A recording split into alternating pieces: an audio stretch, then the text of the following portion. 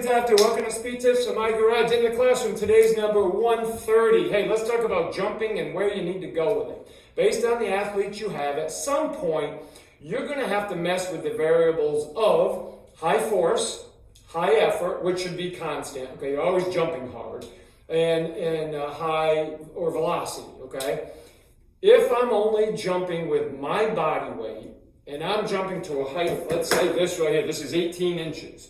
For me, I am going to have high effort. Okay, I'm gonna push hard. Okay, my effort's going to be high, but it's not going to be high force. Okay, because it's just my body weight. Okay, so as I jump, I push pretty hard. Okay, typically I jump on my box, but my box is actually being used to hold the camera, so I have to use this thing, so my feet aren't as wide as I like. But my velocity's high because I'm just moving my body.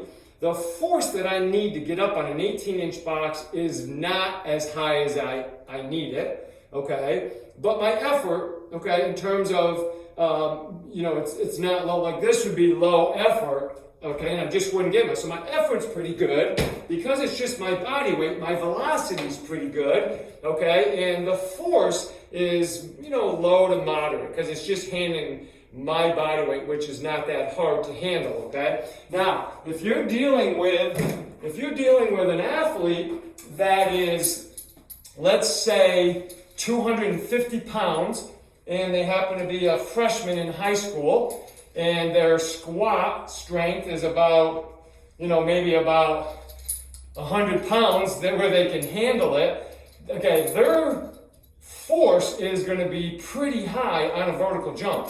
Because relatively speaking, they're not handling their weight very well. Now, if I want to manage that differently with my body weight, what I'm going to do, and I want to keep my effort really high, okay, which it should be. I want to increase my force, but my velocity is going to be down a little bit, simply because, not that I'm trying to make my velocity slower, but now I have external loading with these bands and being held down by 70-pound dumbbells so they don't move. And these bands are fairly thick, okay?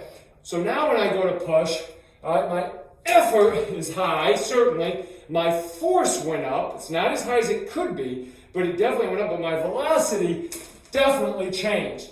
The other variable that came into play is my landing. So when I'm working with a young athlete, I might, first of all, just be concerned with technique and then propulsive forces. So I'm going to land them on a box. So I don't have to worry about the deceleration coming down, maybe breaking down tissue too much in a young kid. Give them a couple weeks, maybe 4 exposures, 5 exposures to good jumping and landing, and then start to have them land on the ground and handle the gravity pushing their body down. And then over time, as they get stronger, I need to increase the velocity of their landing, even though the velocity of their propulsion has gone down because of this.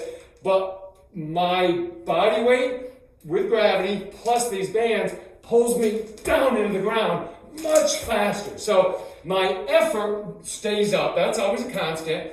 My force had increased because of this, let me just get this off real quick, as where my force doing this, then jumping on here, was moderate, right? I mean, to get up here, I pushed, but the velocity to get up there still has to be pretty fast, right? Even though it's not as high as it would be if I was jumping up on a 24 or a 30-inch box, okay? Because I just don't need it to get to that height, but we start to improve the landing when we increase velocity of landing, my ability to gain stiffness, the ability of my tissue and my nervous system to support my joints and my body positions and postures. That goes up when I start to increase the velocity of landing by adding bands. So my force to jump goes up, my effort's always there, my velocity going up might change because I'm trying to jump as hard as I can. I can't break through those bands fast enough like I can with my own body weight. So those variables are the things that we need to adjust based on what it is that we're trying to accomplish. Now, when I go put a bar on my back and I do squat jumps like this with 100 pounds, 95 pounds, 120 pounds, 150 pounds, whatever, I don't want to go too heavy because I still want to move with some relative speed and maybe get off the ground a little bit. Now, force goes way, way up. Effort is certainly way up there. Velocity goes way down. So I'm really training and recruiting much more motor units to be able to produce more force, okay? So think about the variations of things that you have to do to be able to increase an athlete's jump and certainly keep them safe. Okay, guys, hey, we'll see you for 131.